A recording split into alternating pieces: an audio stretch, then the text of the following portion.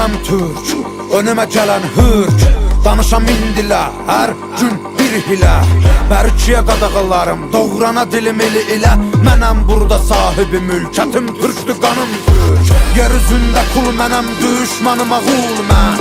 Nəsimi kamanından bıraxdığı o tir mənəm, tir mən. Qırmızı gözlərim çalxalayıb salaram bura toz, toz duman mən. Vermərəm aman mən bir bax heybətə, tanınaram qeyrətə, bağlıyam misalətə, babək kimi doğranamaya cəsarətə.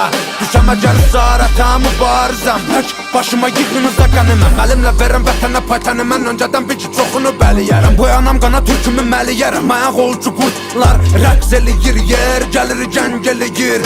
Əlim tüfəngimə, kim gəlir cəngimə, Poladaşımov gənginə, hə kölgəmə hürkür, özün qorxuya bürkür.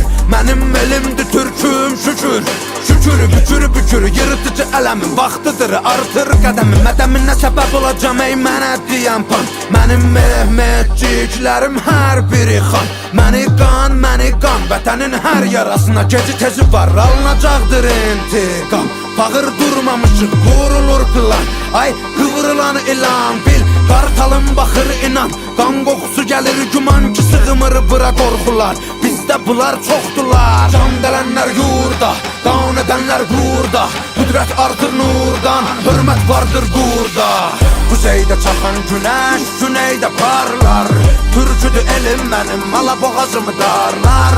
Yellənə durmadan ölüm minən tablar. Türkəm bir yer qışqırar bu darlar.